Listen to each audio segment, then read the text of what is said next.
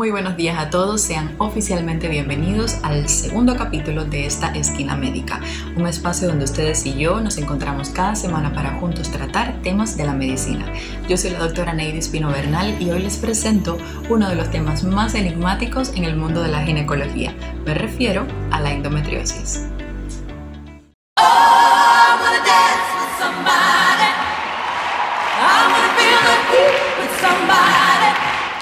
Antes de comenzar definiendo qué es una endometriosis, es válido aclarar qué es el útero, porque finalmente endometriosis es una enfermedad que va a estar directamente relacionada con una de las partes del útero. Bien, comenzamos. El útero va a tener tres partes fundamentales. De afuera hacia adentro tenemos el perimetrio, el miometrio y tenemos el endometrio, que es precisamente la estructura de la que hoy estaremos tratando. El endometrio por su parte va a tener dos capitas, una a la cual vamos a llamar como capa basal y otra a la cual vamos a llamar como capa funcional. Y esta capa funcional es la que vamos a descamar, la que vamos a perder con cada ciclo menstrual. A mí realmente me gusta imaginarme el endometrio como si fuese la esponja que utilizamos para lavar en casa, para fregar los platos. Cariño, querrás decir la esponja que usa tu madre. Bueno, sí, bueno, está bien. La esponja que utiliza mi mamá. ¡Cállate la boca! Shut your mouth.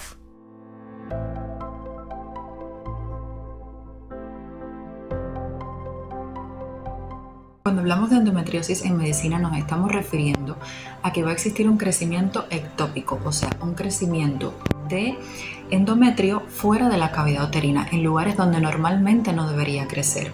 De hecho, es importante decirles que la endometriosis es la segunda causa de enfermedad ginecológica en la mujer en cuanto a orden de frecuencia y que se trata de una enfermedad crónica, o sea, que nosotros te vamos a poner tratamiento, pero verdaderamente la enfermedad no va a desaparecer del todo. Tus síntomas van a mejorar, eso sí, podemos mejorar la fertilidad también, pero lo que no va a suceder es que la enfermedad desaparezca por completo. De hecho, no.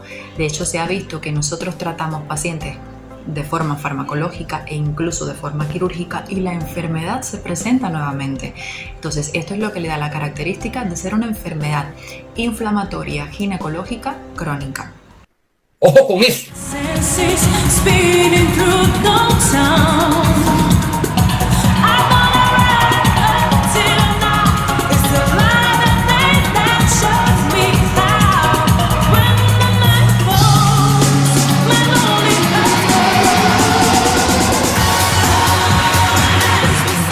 A día de hoy no se conoce una causa certera, una causa específica que nosotros podamos identificar como que si te expones a este factor de riesgo tendrás endometriosis o si tienes este perfil serás una paciente que sufra de la enfermedad. En realidad no. Lo que sí tenemos son varias teorías que han tratado de explicar el mecanismo por el cual se produce la endometriosis. Y uno de ellos está a punto ya de cumplir los 100 años. ¡Wow! Entonces celebremos como solo las ardillas sabemos.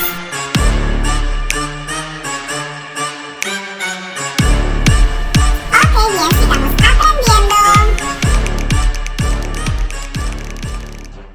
Fue una teoría que surgió en el año 1927 en América, Nueva York, donde un ginecólogo que era de apellido Sampson, él exponía que debido a la implantación que existían de células endometriales en el espacio pélvico, pues se podía desarrollar la endometriosis. ¿Cómo funciona esta teoría? Células endometriales se descamarán y saldrán por un mecanismo de menstruación retrógrada, o sea, en vez de menstruar hacia abajo, hacia la vagina, parte de la sangre va a ir hacia las tubas uterinas para salir a la cavidad abdominal y entonces allí esas células endometriales se van a implantar.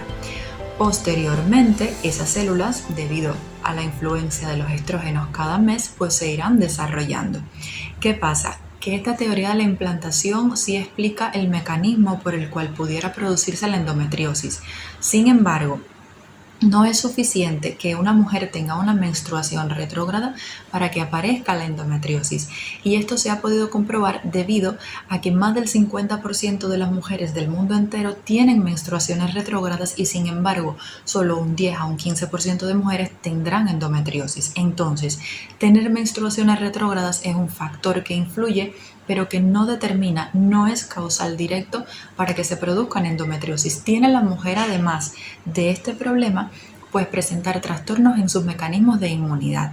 Se ha visto que las mujeres con endometriosis, ellas tienen unos tipos de glóbulos blancos que se llaman macrófagos y otras que se llaman natural killer, tienen una disfunción, o sea, ellos no van a funcionar como deberían. Y por ende, lo que va a suceder es que no se va a defender el organismo, no va a reconocer como extraños, como ajenas, esas células que han llegado. Y entonces la célula lo que va a hacer es que se implanta y cuando le empiecen a llegar los estrógenos, pues se irá desarrollando. Este es el mecanismo que hoy en día trata un poco de explicar cómo se produce la enfermedad de la endometriosis en la mujer. Lo que sí sabemos es que además de esta teoría de la implantación, que no es la única, existen otras, está también la de, por ejemplo, el mismo Samson unos años antes dijo que las células también podían llegar por vía linfática, por vía hemática, y de esta forma él lograba un poco responder el por qué habían ubicaciones ectópicas en pulmón, en intestino, o sea, en áreas muy lejanas al útero. Pero bueno, la más importante es esta de las que le he hablado. ¿Usted me está entendiendo? ¿Usted me entiende? ¿Usted me entiende? ¿Tú me estás entendiendo, papá? Mambo number 5.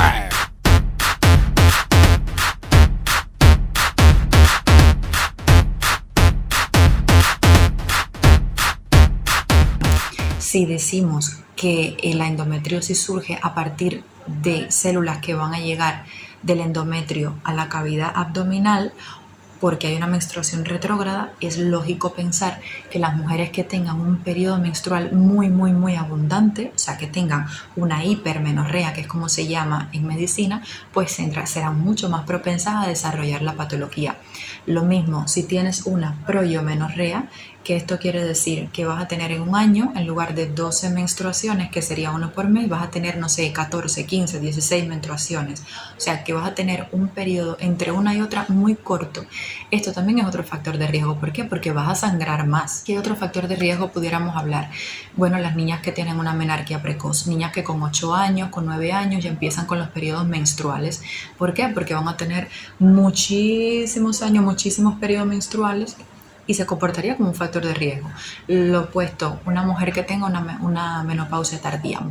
Ojo, porque les voy a hablar ahora del tabaco, el alcohol y la cafeína. Mujeres, presten mucha atención a lo que les voy a decir ahora.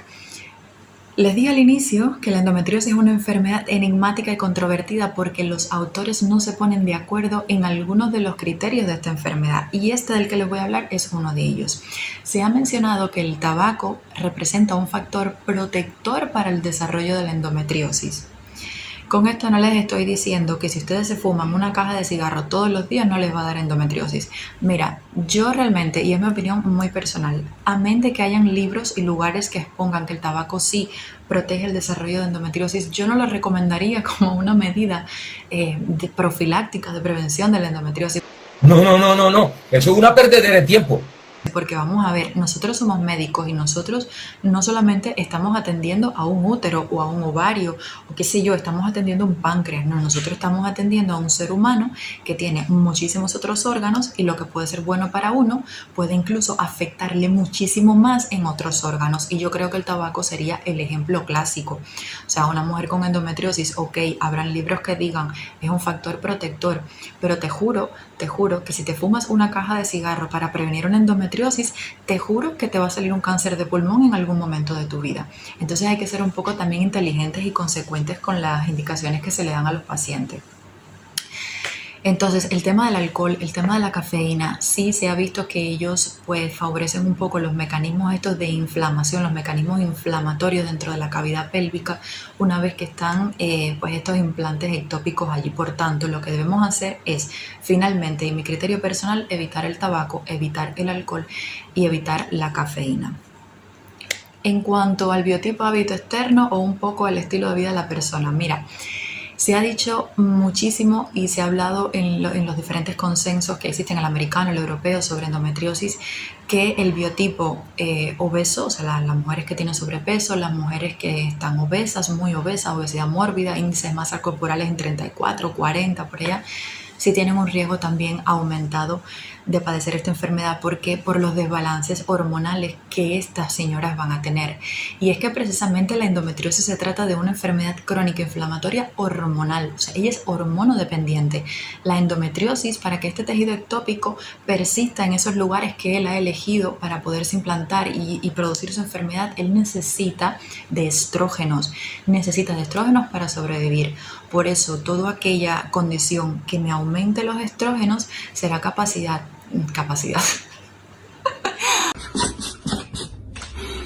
perdón, será capaz de agravarme la endometriosis. Tema genética. El tema genética, decirles que se ha visto sobre todo en niñas que tienen gemelas. Mujeres, quise decir, sorry. Que sí, entre gemelos existe una gran relación en que ambos tengan la enfermedad endometrial.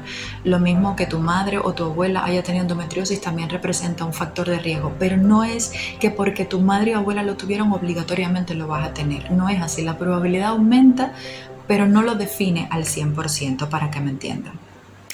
Oh, she's sweet but a psycho, a little bit psycho, and then she's screaming, I'm on my mind. Oh, she's hot but a psycho, so left but she's right though, and then she's screaming, I'm on my mind. El criterio de la clasificación me gustaría analizarlo. ¿Por qué? Porque muchas veces las pacientes llegan aquí a consulta y me dicen, es que yo fui a tal doctor y me ha dicho que yo tengo una endometriosis grado 3 y por eso tengo miedo porque yo quiero tener hijos y me ha dicho que no puedo tener hijos y no sé qué.